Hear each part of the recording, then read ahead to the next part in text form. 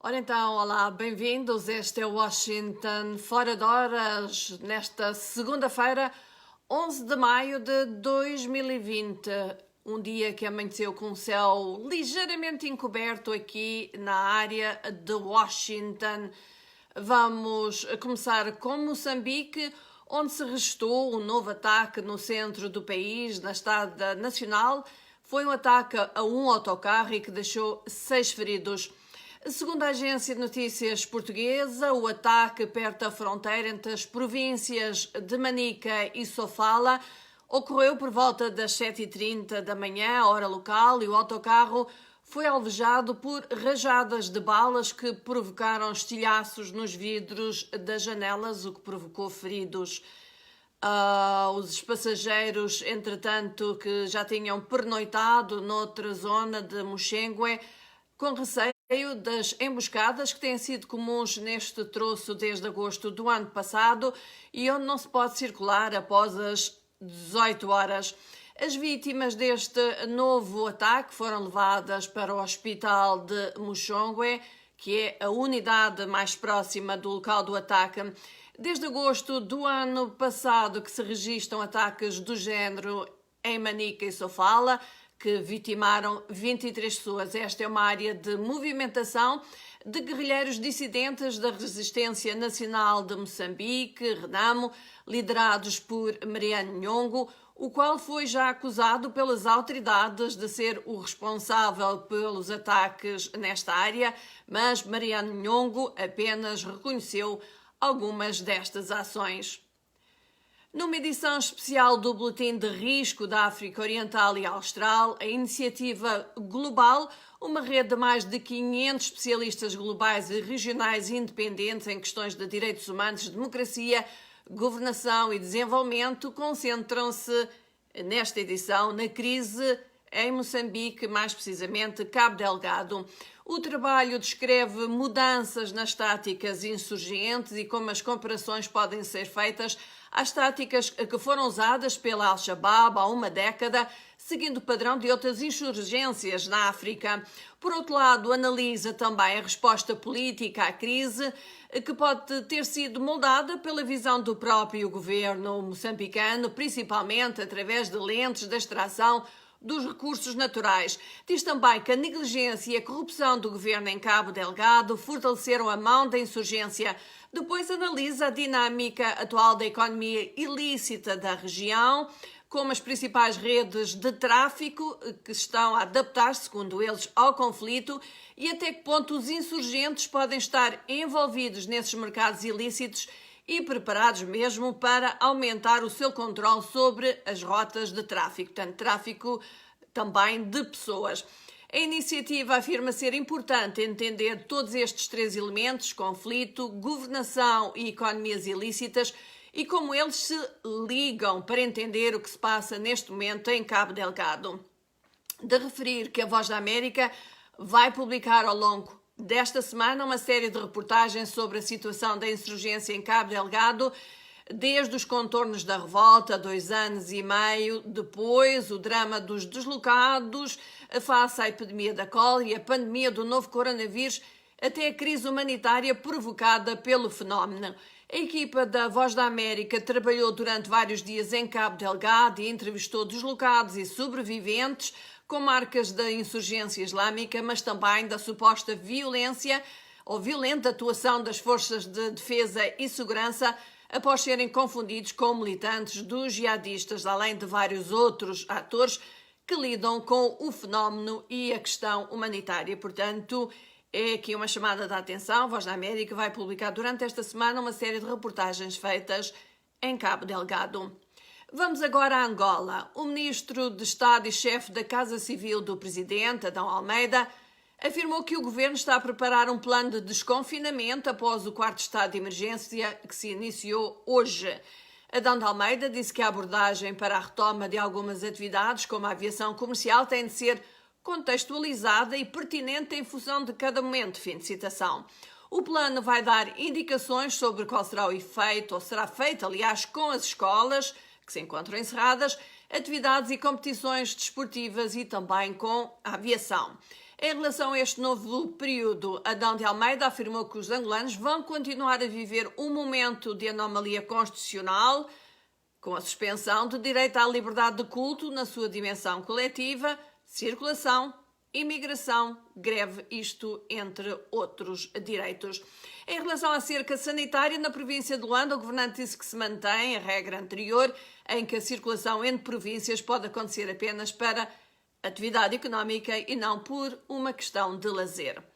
Regressamos a Moçambique. Esquema de corrupção desvia 1.800.000 dólares do Tesouro Nacional.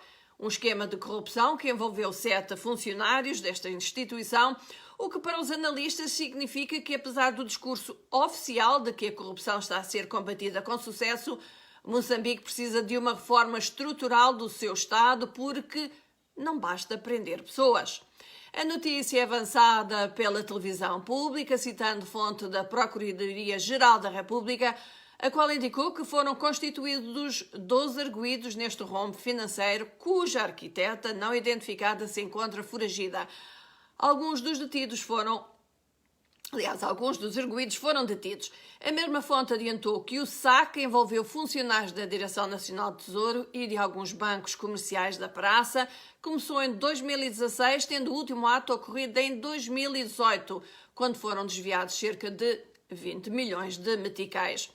Ainda em Moçambique, o Ministério Público propôs a dissolução da Proindicos, a Ematum e a MAM, as 3 empresas envolvidas, recordam-se, no escândalo das dívidas ocultas, por considerar que a situação de liquidez das 3 empresas é inferior à metade do valor do capital social, avançou uma fonte da Procuradoria-Geral de Moçambique. As propostas do Ministério Público baseiam-se na análise dos relatórios das contas destas 3 empresas, que já foram submetidas ao Tribunal da cidade de Maputo. As petições fundamentam-se no facto de as empresas terem suspendido as suas atividades por um período superior a 3 anos. As 3 empresas estatais estão ligadas às dívidas ocultas, empréstimos de cerca de 2,2 milhões de dólares, contraídas entre 2013 e 2014 em forma de crédito, junto de filiais britânicas dos bancos de investimento Crédito Suíço e russa VTB. Caso que levou à prisão de Manuel Chang, que se encontra preso na África do Sul há ano e meio, aguardando a sua extradição para Moçambique ou os Estados Unidos, e mais de 18 pessoas foram detidas em Maputo, entre elas o filho do antigo presidente Armando Guebuza, Nhambi Guebuza, mas desconhece para quando o julgamento será agendado. Vamos agora falar da questão do Covid. A nível global, segundo um balanço da agência de notícias France Press, a pandemia do Covid-19 provocou mais de 280.000 mortes e infectou mais de 4 milhões de pessoas em 195 países e territórios. Mais de 1,3 milhões de doentes estão considerados como curados.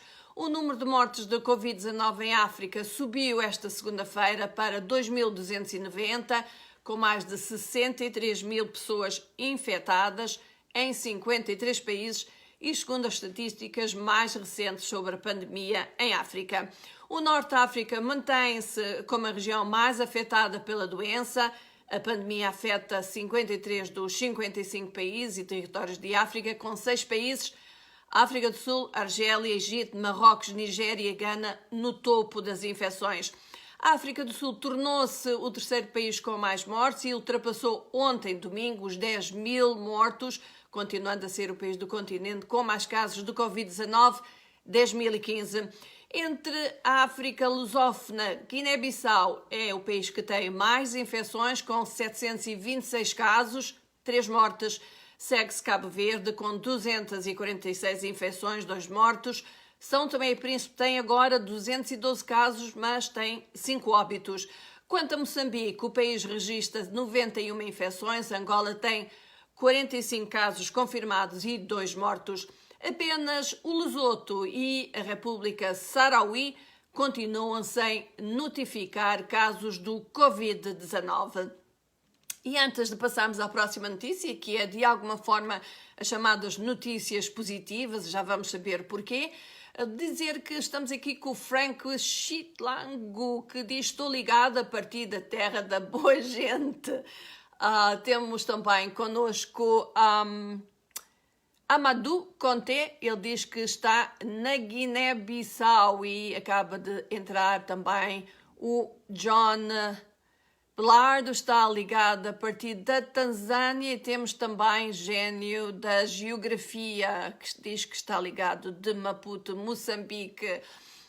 O nome, ou nickname, como dizem os americanos, uma alcunha engraçada, o Gênio da Geografia. Já agora, porquê é que você se considera o Gênio da Geografia? Mas vamos continuar, e estava a dizer que íamos continuar com uma notícia positiva, isto porque pesquisadores em toda a África procuram maneiras de fabricar os seus próprios ventiladores, equipamentos de proteção e desinfetantes para as mãos, pois o continente enfrenta um pico de casos de coronavírus muito depois dos Estados Unidos e dos países europeus comprarem suprimentos durante a pandemia. Uma equipa no Senegal está neste momento a trabalhar no modelo de aparelho respiratório que poderá custar apenas $160, contrariamente ao preço que custa neste momento um aparelho respiratório no mundo. O Instituto Pasteur em Dakar está a trabalhar no desenvolvimento de um teste rápido para a Covid-19 em parceria com uma empresa britânica da biotecnologia que desenvolveu o teste rápido do ébola. Trata-se da Mológica. Eles esperam que o teste do coronavírus, que pode dar resultados em 10 minutos, possa ser distribuído em África já em junho. Após a validação deste protótipo, os kits de teste serão fabricados no Reino Unido e numa nova instalação no Senegal para testes de doenças infecciosas e que foi fundado pelo Instituto Pasteur. Desinfetantes para as mãos à base de álcool estão a ser neste momento produzidos no Zimbábue em faculdades e universidades que foram transformadas em fábricas de resposta Covid. Muitos esperam que estes esforços para desenvolver ventiladores, equipamentos de proteção individual, desinfetantes e testes rápidos de anticorpos em África resultem em soluções mais independentes para futuras crises de saúde. Na África do Sul, entrou-se na 7ª semana de estritas restrições às movimentações, isto na tentativa de retardar a disseminação do novo coronavírus. São restrições que afetam os imigrantes de Moçambique e não só, também muitos de Angola e de outras nações de África que migraram para a África do Sul à procura de oportunidades económicas. As autoridades sul-africanas dizem que as medidas rigorosas fizeram diferença na transmissão, mas os críticos pedem um fim rápido, dizem que as restrições agora são um fardo para uma população já sofrida, que há muito luta contra a desigualdade, a pobreza e o desemprego.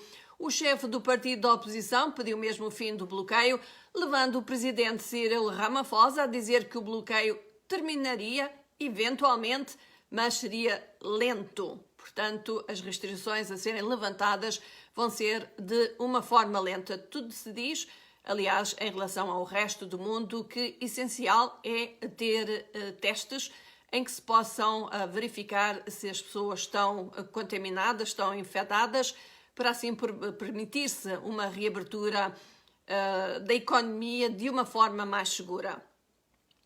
Vamos agora até ao Congo Democrático, isto porque o poderoso assessor do Presidente da República, Félix Tshisekedi, está esta segunda-feira a ser julgado por corrupção num caso sem precedentes neste país africano.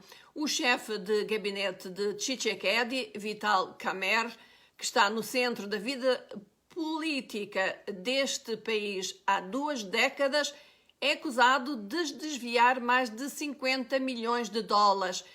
Kamerhe tem 61 anos de idade, está sob custódia policial desde 8 de abril e vai a julgamento com outros 2 acusados, um empresário libanês e um outro funcionário presidencial. Os seus apoiantes alegam que o caso tem motivos políticos e é uma possível tentativa de impedir que ele concorra na próxima eleição presidencial dentro de 3 anos. O caso contra Kamerhe faz parte de uma ampla investigação que deveria marcar a renovação do sistema judicial congolês na luta contra a corrupção entre a elite desde a independência do país em 1960. Khamenei foi já um pilar do regime do ex-presidente Joseph Kabila, é líder da influente União da Nação Congolesa e emergiu como o principal aliado de Tshisekedi na sua corrida à presidência, depois dele próprio ter desistido da corrida presidencial em dezembro de 2018. No Lesoto, a coligação parlamentar do primeiro-ministro Thomas Thabane desmoronou-se hoje, significando o fim do seu mandato e abrindo caminho para a resolução de uma crise política que envolve o reino desde o final do ano passado. O presidente da Assembleia Nacional, Sefiri Motiania, anunciou o colapso da maioria governamental e disse que Thabane, de 80 anos de idade, terá que renunciar agora até 22 de maio. O porta-voz de Thabane não respondeu imediatamente a pedido de comentário. Thabane estava sob pressão para renunciar devido a um caso em que ele e a sua atual esposa são suspeitos de conspirarem para matar a sua ex-esposa. A sua atual esposa foi acusada enquanto Thabane foi apontado como suspeito, mas ele nunca foi formalmente acusado. Ambos negam qualquer envolvimento. O caso dividiu o seu próprio partido e provocou distúrbios esporádicos. Thabane prometeu aposentar-se, mas tentado a adiar apresentar a sua demissão. Vamos aqui agora nos Estados Unidos, onde o vice-presidente Mike Pence encontra-se em quarentena, ou não se encontra em quarentena, aliás, e pretende estar na Casa Branca hoje, isto segundo um comunicado do porta-voz do governo. A informação surge depois da imprensa americana ter noticiado ontem que Mike Pence tinha decidido auto-isolar-se, confinar-se depois da sua porta-voz, a Katie Miller, ter sido infectada com o novo coronavírus. Na sexta-feira, o próprio presidente disse a jornalistas que a porta-voz do vice-presidente tinha testado positiva, isto um dia depois de um militar motorista de Trump também ter sido infectado ou ter testado positivo para o novo coronavírus. Entretanto, 3 altos funcionários do grupo de crise que assessora a Casa Branca no combate à pandemia decidiram entrar em quarentena no sábado depois de terem estado em contacto com pessoas infectadas.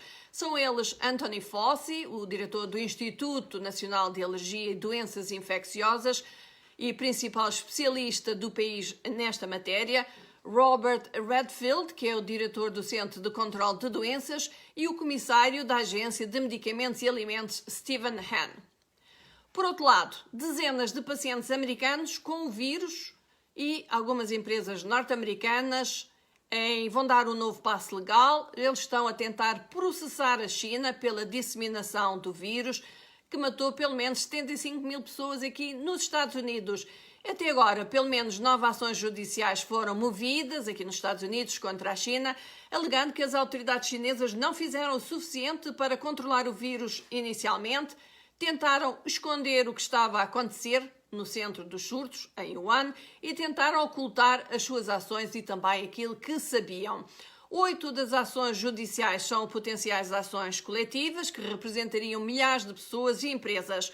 Uma foi apresentada pelo Procurador-Geral do Estado do Missouri, que até agora é o único estado a tomar uma ação legal contra a China. Os casos enfrentam vários obstáculos sob a Lei de Imunidades Soberanas Estrangeiras, que afirma que governos estrangeiros não podem ser processados nos Estados Unidos a menos que certas exceções sejam atendidas. Isso não é fácil de provar, segundo dizem os especialistas.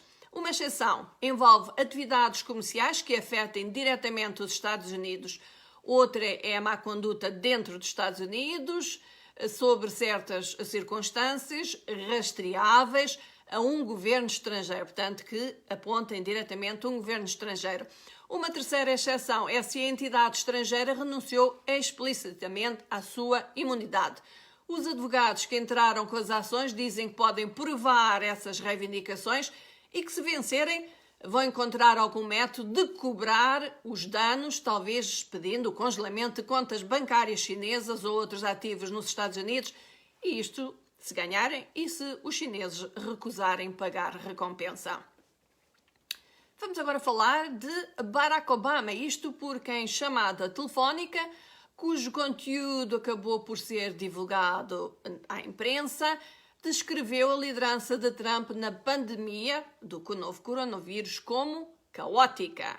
O ex-presidente Barack Obama descreveu o tratamento do presidente Donald Trump da pandemia como caótico numa teleconferência que fez com ex-membros do seu governo, isto segundo uma fonte. Obama tem-se mantido em grande parte fora da ribalta, mesmo quando Trump o culpou a ele e a sua administração democrata por uma variedade de problemas relacionados com a falta de suprimentos suficientes para combater a pandemia que matou, como dissemos, 80 mil americanos até agora. Vamos agora aqui referir, então, recordar aos nossos amigos que entretanto se juntaram a nós aqui neste Washington Fora de Horas desta segunda-feira, 11 de maio de 2020, que a Voz da América tem a partir desta segunda-feira e vai publicar ao longo da semana uma série de reportagens sobre a situação de insurgência em Cabo Delgado, desde os contornos da revolta, 2 anos e meio depois, o drama dos deslocados face à epidemia da cólera e à pandemia do novo coronavírus, até à crise humanitária provocada pelo fenómeno. A equipa da Voz da América trabalhou durante alguns dias em Cabo Delgado e entrevistou deslocados e sobreviventes com marcas de insurgência islâmica, mas também da suposta violenta atuação por parte das forças de defesa e segurança após serem confundidos com militantes dos jihadistas, além de vários outros atores que lidam com o fenómeno e a questão humanitária em Cabo Delgado. Portanto, aqui fica a nossa promoção de uma série especial da Voz da América que esteve em Cabo Delgado durante alguns dias para falar sobre esta questão da insurgência islâmica naquela província moçambicana. 3 soldados das Nações Unidas foram mortos e 4 ficaram gravemente feridos quando a caravana em que seguiam desplotou. Isto aconteceu no Tchad. A bomba foi colocada na estrada, segundo informaram as autoridades. Isto foi o mais recente ato de violência que atingiu o Tchad, devastado pela guerra. O chefe das Nações Unidas, António Guterres, condenou o ataque e pediu que os autores sejam levados perante a justiça.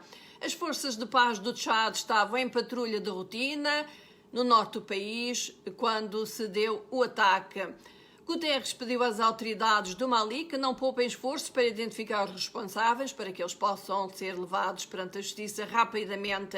A missão da ONU no Tchad, a MINUSMA, tem cerca de 13 mil soldados de várias nações destacadas por todo este país, este vasto país semiárido.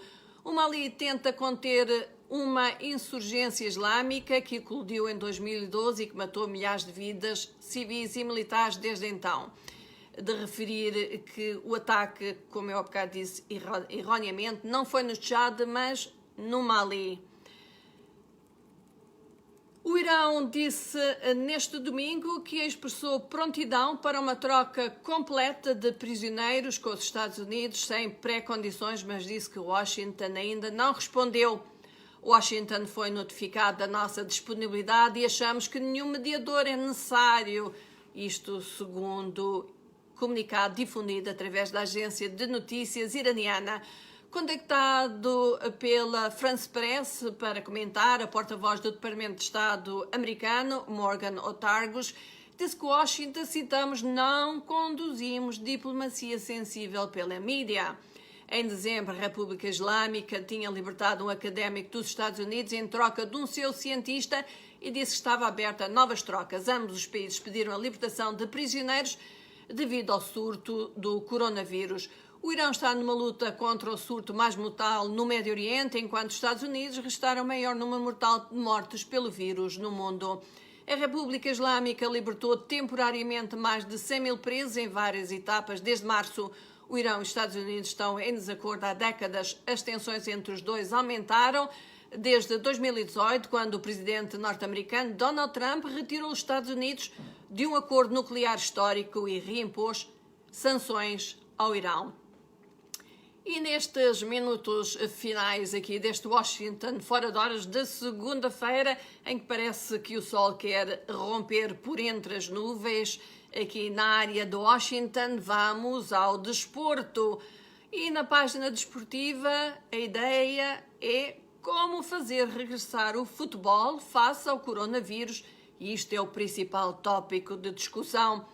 Em Portugal debate-se ainda uma data certa para o regresso do campeonato, mas isso parece agora ser uma certeza, já que a Direção-Geral de Saúde emitiu as suas regras para o reinício do campeonato. Os jogadores da Liga Principal vão efetuar 2 testes de Covid-19 num período de 48 horas antes de cada jogo e têm que se manter em confinamento domiciliário até ao final da época. Serão os clubes que vão pagar os testes. O organismo confirmou que os jogos serão realizados à porta fechada e que a circulação de adeptos nas zonas limítrofes dos estádios vai ser limitada.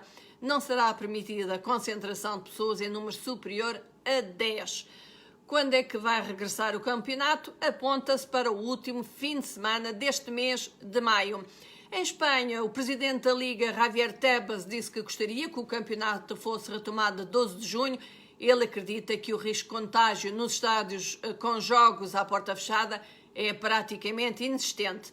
Contudo, a má notícia é que na semana passada foram efetuados testes em 42 locais de treino dos clubes da primeira e segunda divisão e 5 jogadores testaram positivo, todos sem sintomas.